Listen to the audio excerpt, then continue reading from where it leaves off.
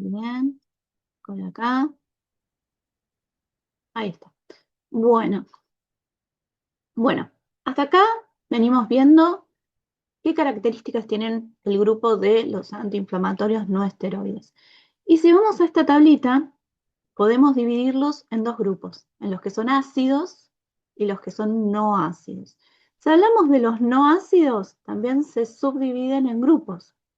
Anilinas, como por ejemplo el paracetamol, pirazolonas, el metamizol, y después en el grupo de los ácidos, lo que tenemos es, por ejemplo, los salicilatos, como el ácido acetil salicílico, la famosa aspirina, el grupo de los ácidos acéticos, como el diclofenac, ketorolac, indometacina, el grupo de los ácidos propinoicos, como ibuprofeno, naproxeno, ketoprofeno, y después dos grupos un poquito más actuales, más novedosos, que es el grupo de los oxicam y los copsib, que podemos hablar del piroxicam, tenoxicam, meloxicam, copsib, celocoxib, parecoxib, etobicoxib, ¿sí? Y algo que te tienen que ir fijando los que no están muy cancheros, cada grupo, ¿sí?, termina en una terminación muy parecida, ¿sí? Eso tiene que ver con la nomenclatura.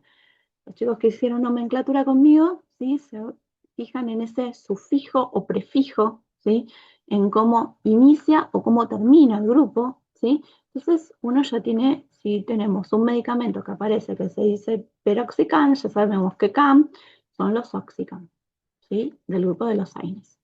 Bien, entonces, hoy por hoy se conoce que las COX, tenemos dos tipos de COX, COX-1 y COX-2. Las COX-1 siempre van a estar relacionadas con los procesos gastoprotectores de las prostaglandinas. Y las COX-2 están relacionadas con los procesos inflamatorios y dolorosos. Por eso, si un AINES no es selectivo en su capacidad inhibitoria hacia los distintas COX, puede tener mayores efectos adversos. Cuando hablamos de efectos adversos, náuseas, vómitos, diarrea, etcétera, etcétera, ¿sí? Mientras que si es selectivo hacia, por ejemplo, las COX-2, casi no tiene efectos adversos a nivel gástrico o renal y se comportaría como AINES específicos sobre el dolor y la inflamación. Recuerden, cuanto más selectivo es un medicamento, menos efectos adversos va a tener, ¿sí? Y en este caso, ¿sí?, hoy por hoy, lo que hace la industria farmacéutica es buscar moléculas nuevas y en este caso anticoxos, por lo cual mejorarían sustancialmente el perfil de tolerancia y seguridad de los AINES. Esto explica por qué hoy los nuevos AINES son antagonistas. Cuando hablo de antagonistas es que hacen el efecto opuesto o que son inhibidores selectivos de las COX-2 y son llamados anticoxos. Y ahí aparece el grupo de los COPSIB, ¿sí?, como por ejemplo celecoxib, parecoxib, valdecoxib. Entonces, si hablamos en general de lo que son los fármacos, y en este caso los AINES se administran por vía oral, endovenosa, intramuscular, rectal, tópica, ¿sí? Y se absorben rápidamente. Tienen una buena absorción. ¿En dónde? En lo que es el tubo digestivo, en el duodeno, yeyuno e hilo. Ahí se absorben básicamente todos los medicamentos. Se van a metabolizar en el hígado y se excretan por riñón a través de la orina. Ahora bien, también los AINES se pueden clasificar según su vida media. Cuando hablamos de vida media de un medicamento, ¿sí?, estamos hablando, por ejemplo, yo tomo un diclofenac en este momento que tengo una gran contractura en el cuello. Bien, lo tomo ahora. El médico me prescribió que lo debo tomar cada 6 u 8 horas. Lo tomo cada 6 horas, ¿sí? Entonces yo llegando ya a las casi 3 horas, yo ahí voy a empezar a sentir una pequeña molestia, ¿sí?, chiquitita. Y eso se va a acrecentar un poquito más, hasta que se cumple el horario de la nueva toma. Esa es la vida media. Depende el punto máximo de acción de ese medicamento y luego va a ir descendiendo hasta la nueva toma que lo vuelvo a tomar. Los AINES se clasifican según esa vida media en corta o larga. Hay medicamentos que duran menos de 6 horas, otros mayor de 10 horas, ¿sí? Que los puedo tomar cada 12 horas, cada 24 horas, ¿sí? Algunos pueden ser empleados una vez al día, ¿sí? Y existen en el mercado más de 30 drogas distintas de AINES.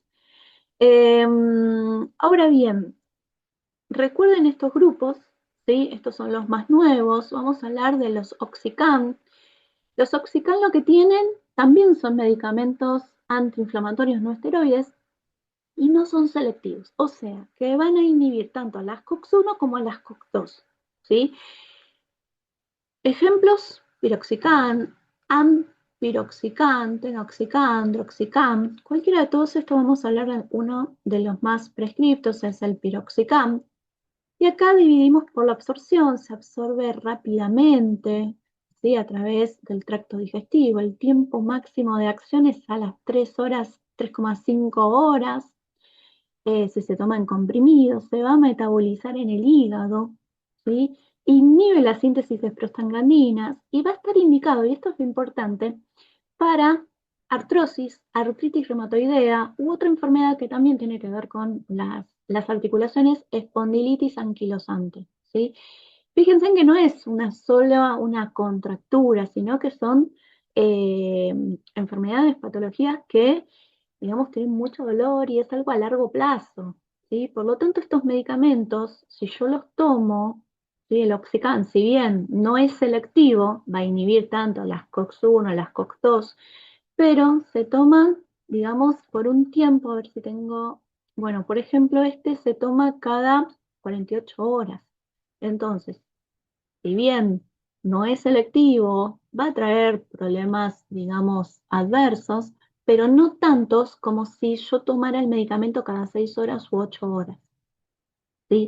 La artritis reumatoidea es una enfermedad autoinmune, ¿sí? En la cual, digamos, todos los días de su vida le va a doler las articulaciones de ese paciente. Todos los días tienen que tomar un medicamento, pero si el medicamento lo tomo cada 48 horas y los efectos adversos no van a ser tan graves, ¿sí? Pasamos al otro grupo, que este sí son los COPSIB, inhibidores selectivos de las ciclooxigenasas. Eso es lo que significan las siglas. Recuerden que todas las siglas acá las tienen que saber por una cuestión de no decir todo el nombre, ¿sí? Por lo tanto, se dicen las siglas. Y el más, digamos, prescripto es el Celecoxib, se administra por vía oral, tiene una biodisponibilidad del 100%. ¿Qué significa biodisponibilidad? Que el mayor producto, ¿sí? Que ingresó al cuerpo va a ir al sitio de acción, ¿sí? Hay biodisponibilidades del 70, del 80, del 100, del 50. Bueno, cuanto mayor biodisponibilidad tenga ese medicamento, mejor va a ser, porque mayor producto va a ir al sitio de acción, a donde, en este caso, donde me duele. Tiene una semivida de 11 horas y se elimina tanto a través de la orina como de las heces. ¿Para quiénes van a estar indicados? Por ejemplo, los que sufren osteoartritis, ¿sí? Artritis reumatoidea. Y, eh, y esto también es importante, si bien es un medicamento que es selectivo, tiene pocos efectos adversos, pero algo bueno es que se toma, ¿sí? Generalmente tiene una semilla de 11 horas. En este caso, la osteoartritis se administran 200 miligramos, única dosis, ¿sí? 100 miligramos cada 12 horas, por ejemplo, o 2 veces al día, dependiendo la patología que tenga. Bien, hasta acá algo de lo que es AINES, ¿sí? Por otro lado, vamos a lo que es el aparato respiratorio. El aparato respiratorio también, lo que es el asma, ¿sí? O todas las enfermedades de la EPOC, enfisema, bronquitis crónica, broncoectasia, digamos que se van a tratar en este grupo de medicación. Y para tratar el asma, recuerden que el asma lo que hace es el paciente quiere respirar y ese aire no llega a los pulmones, ¿sí? Entonces se empiezan a sentir como silbidos, ¿sí? En el tórax. ¿Y acá qué pasa? Los bronquios lo que tienen es una contracción. Esa contracción, ¿sí? Sepan que los bronquios y los bronquiolos tienen dentro, están formados por tejido muscular liso. Ese tejido muscular liso se contrae y hace que el aire que necesita llegar a los pulmones no está llegando. Por lo tanto, lo que está habiendo es una broncoconstricción. ¿Qué es lo que tengo que hacer? Hacer todo lo contrario, darle al paciente un broncodilatador. Entonces, un medicamento que causa que los bronquios y los bronquiolos de los pulmones se dilaten y provocan una disminución en la resistencia aérea, permitiendo así que el flujo de aire pase tranquilamente. Un broncodilatador puede ser endógeno, ¿sí? Es decir, que se origina dentro del cuerpo, o un medicamento que se administra con el fin de tratar dificultades para respirar, especialmente para las enfermedades obstructivas crónicas o, en este caso, como el asma, o que están dentro y englobadas dentro de la EPOC. La EPOC no es una enfermedad, sí son varias enfermedades que se pueden combinar o pueden aparecer todas en pacientes tabaquistas, las que nombré antes: enfisema, broncoectasia, bronquitis crónica, ¿sí? Bueno, todas esas. Entonces, los broncodilatadores se clasifican en acciones prolongadas y acciones cortas, usadas por un rápido alivio. En este caso, este grupo vamos a dividirlo en tres grandes grupos, los broncodilatadores: en agonistas de los receptores adrenérgicos beta 2, que pueden tener de acción corta o acción prolongada; los anticolinérgicos, que son de acción corta; y las antinas, que son de acción prolongada. Vamos con el primer grupo, agonistas de los receptores adrenérgicos beta 2. ¿Sí? Y este beta, ténganlo presente cuando veamos cardio, ¿sí? Que es lo tercero que vamos a ver. Ahora, estos broncodilatadores, ¿sí? Siempre se administran en inhaladores de dosis medidas, en el cual se dicen puff, ¿sí? Nada de puff, el puff es para sentarse. Bien, o también se pueden utilizar en nebulizadores o dispositivos dosificados. Uno de los ejemplos en estos es el salbutamol, que se administra tanto por vía oral como intravenosa. Se va a excretar en un plazo de 72 horas por vía renal y tiene efectos colaterales como, por ejemplo, temblores en las extremidades, cansancio, sueño, epistasis, sangrado en la nariz, taquicardia, agitación, hipertensión, náuseas. Bueno, son algunos de los efectos más comunes. En el caso de grupo de fármacos, salbutamol, fenoterol, salmeterol. Vamos al segundo grupo, que son los anticolinérgicos. En este caso, este grupo también lo que hacen es inhibir la broncoconstricción y la secreción de las mucosidades en las vías aéreas. Se administra también en puff, ¿sí? Que es en aerosol. Van a ser soluciones de alrededor que el 90% se degluten, ¿sí? Después de la inhalación, la respuesta máxima aparece en un transcurso de 30 a 90 minutos, por eso se los considera de acción rápida. Y tiene un efecto que dura de 4 a 6 horas. Efectos adversos: como cualquier anticolinérgico, la palabra anticolinérgico significa que va a causar todo lo que es la faringe, laringe, ¿sí? Eso es garganta. En realidad, en anatomía no se habla nunca de garganta, siempre se habla de faringe, laringe, ¿sí? Y las fosas nasales van a estar secas, disminuye la producción de mucus. Hay midriasis, que es la dilatación de las pupilas, pérdida de acomodación visual, diplopía, taquicardia. ¿Sí? Esos son algunos de los efectos adversos que causa este grupo.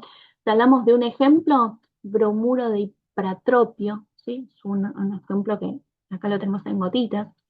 Y después tenemos combinaciones, en los cuales podemos hablar de una sinergia entre hipatropio de bromuro más salbutamol, ¿sí? Cuando hablamos de sinergia, significa que van a ser dos fármacos, en este caso dos broncodilatadores, que potencian la acción, ¿sí?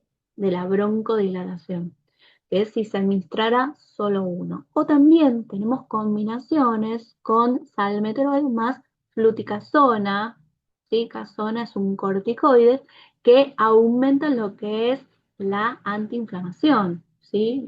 Los corticoides lo que hacen es eso, potenciar eso más rápidamente que si se utilizara el broncodilatador solo. Y el tercer grupo de estos broncodilatadores son las antinas, ¿sí? Y acá aparece uno solo, que es la teofilina. Esta droga lo que tiene es que actúa directamente en el músculo liso de los bronquios y bronquiolos, produce la broncodilatación rápidamente, pero esta droga tiene que estar controlada. ¿Sí? ¿Por qué? Porque, digamos, tiene muchos efectos en cuanto a si se administra más de la cuenta, digamos, tienen una gran toxicidad. Y si se administra menos de la dosis adecuada, no realiza la acción deseada. Por eso tenemos una tablita en la cual si se administra en forma intravenosa, por ejemplo, no es la misma dosis en niños de 1 a 2 a 9 años, niños de 9 a 16 años, adultos fumadores, adultos no fumadores, mayores de 60 años con o sin enfermedades pulmonares, o que tengan alguna cardiomiopatía obstructivas o alteraciones hepáticas severas. ¿Sí? Entonces, cada dosis va a estar medida y esto generalmente se hace en los centros de salud. Bien, dentro de lo que es también el aparato respiratorio, pasamos a algo un poco más común, antitusígenos y antigripales. Si hablamos de los antitusígenos, estamos hablando de la tos, ¿sí? A veces la tos es un reflejo que trata de expulsar algo que obstruye las vías respiratorias. La tos se acompaña en muchos casos por mucosidad, expectoración, ¿sí? Productiva, cuando tenemos esa mucosidad, o a veces es improductiva y lo que causa es una irritación, ¿sí? Y en estos casos supone una molestia para el paciente y puede lesionar el aparato respiratorio. Y este tipo de tos es la que se trata con antitusígenos, la que es improductiva, ¿sí? Y por otro lado, tenemos los antigripales, que existen muchos en el mercado, existen muchos fármacos, y lo que alivian es justamente los signos y los síntomas del síndrome gripal. Recuerden que signos y síntomas no es lo mismo, ¿sí? Los signos es, digamos, lo que vemos en el paciente y los síntomas lo que refiere el paciente, ¿sí? Ahora, vamos a este grupo en los cuales, de los antitusígenos, que los vamos a dividir en opiáceos y no opiáceos. Los opiáceos podemos hablar de la codeína, ¿sí? La codeína actúa en el sistema nervioso central, puntualmente en el centro tusígeno, el que genera ese reflejo de la tos. Tiene una acción analgésica, o sea que calma el dolor, pero produce depresión respiratoria, o sea que baja la frecuencia respiratoria más de lo que debería, produce somnolencia, estreñimiento y a largo plazo dependencia. ¿Por qué? Porque está dentro de los grupos de los opiáceos. Su utilidad, ¿sí? Es como antitusígeno en bajas dosis porque produce tolerancia a abstinencia. Digamos, cada vez que se usa uno va a necesitar un poquito más, ¿sí? Acá podemos hablar de la codelasa que tiene codeína más guayacol y en este caso actúa como un antitusígeno y un expectorante. Después, la codeína también la encontramos en otros fármacos como el Voltaren Forte, que se combina con un diclofenac, o el Doloflix, paracetamol más codeína. Dentro del grupo también de los opiáceos, tenemos uno un poquito más nuevo, que es el dextrometorfano, el famoso disolvón, que nosotros quizás conocemos con el nombre más comercial.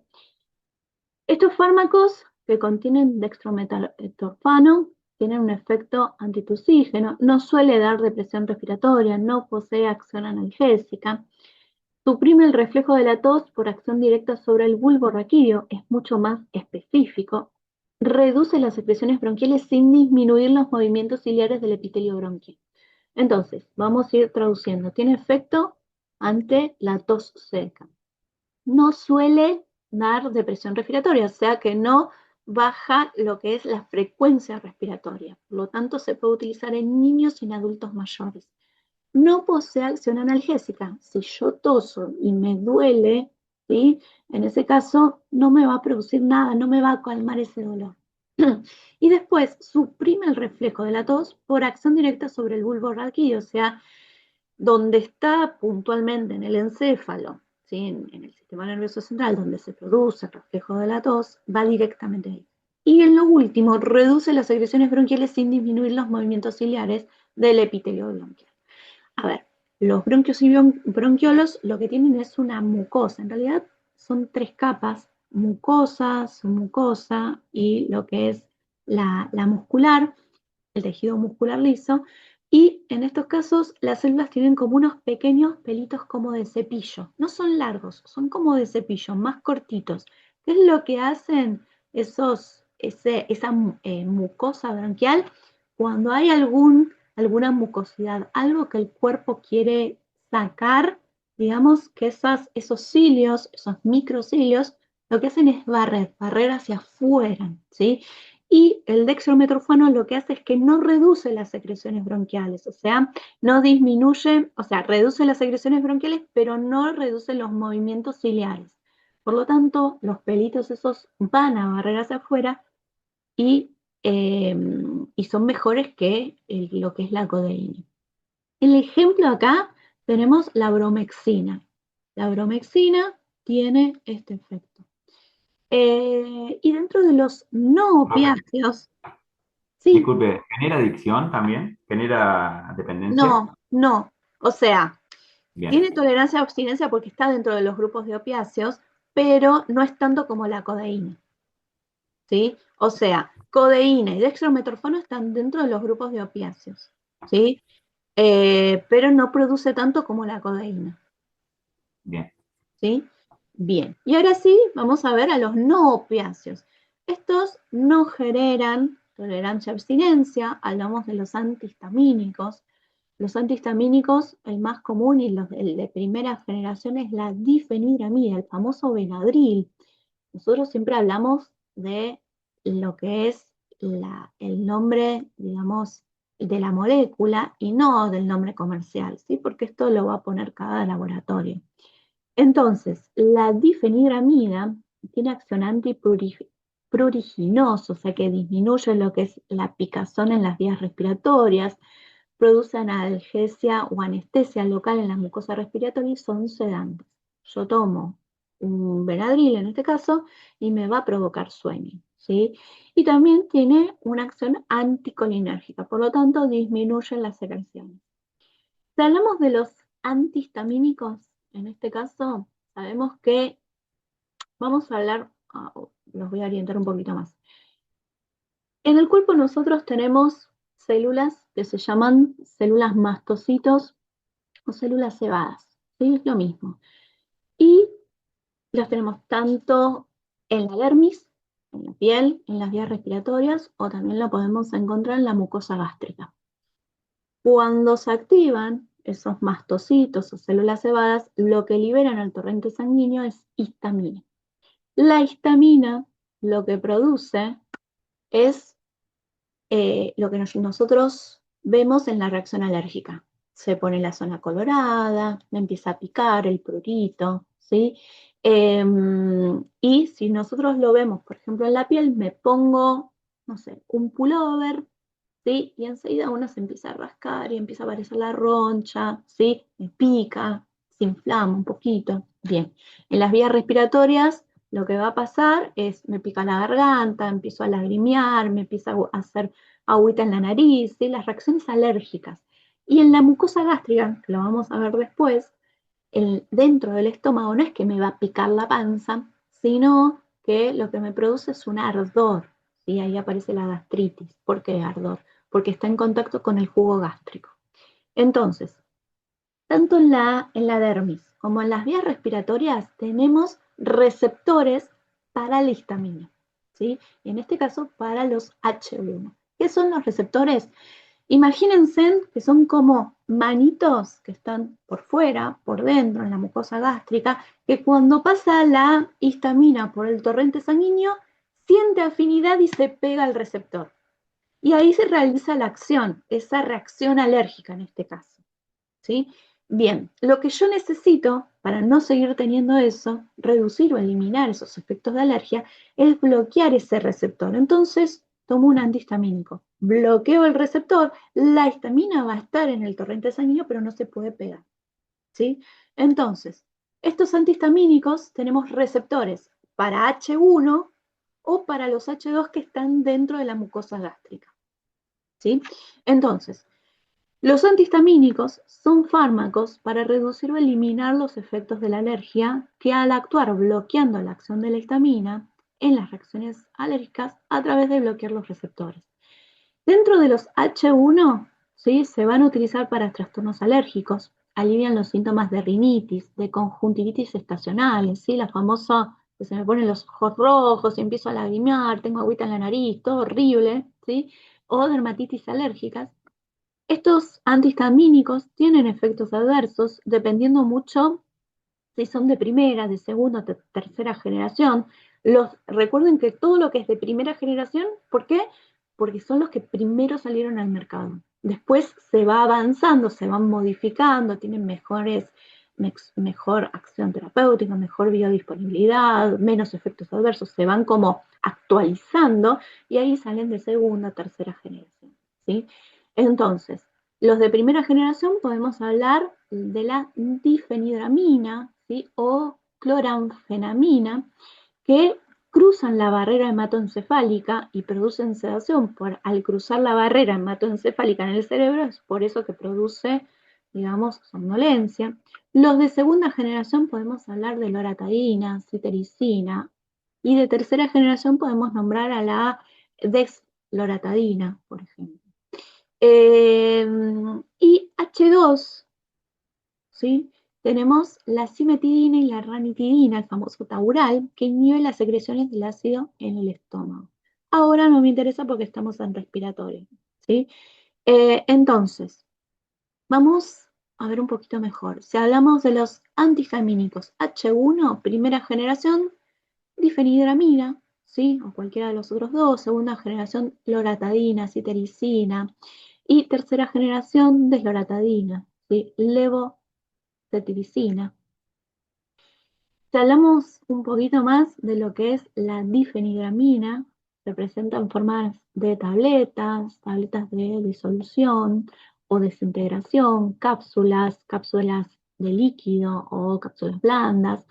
Hoy por hoy ya no se utilizan tantos para acciones, digamos, de reacciones alérgicas, pero sí se sigue utilizando, por ejemplo, para tomarlas, para tratar el mareo por movimientos. Se suele tomar 30 minutos antes de salir de viaje o antes de las comidas o al acostarse, o también en el caso de las personas que tienen insomnio, antes de llegar al Plax, ¿sí? Un alprazolam, por ejemplo, que es una benzodiazepina, un psicotrópico, empiezan tomando esto, ¿sí? ¿Por qué? Porque produce somnolencia, entonces uno lo puede tomar 30 minutos antes de irse a dormir y digamos que genera esa somnolencia para que uno pueda dormir tranquilamente sin una dependencia a lo que es los psicotrópicos.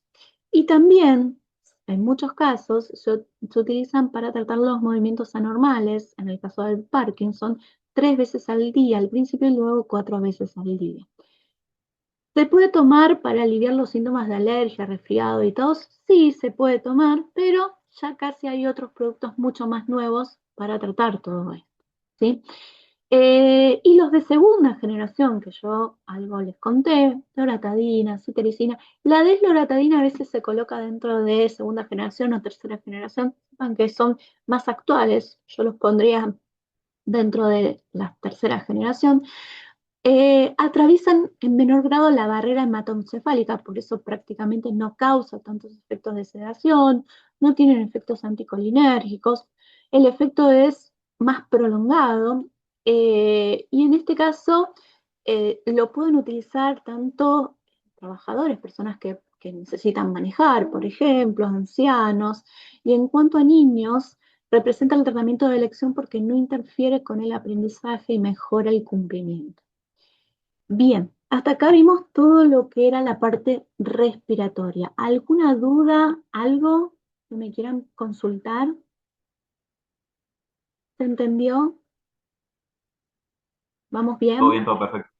¿Sí? Ok, buenísimo. Bueno, me quedan 7 minutos. Lo que vamos a hacer es hacer un cortecito acá para después avanzar con la parte del sistema cardiovascular, que es bastante importante.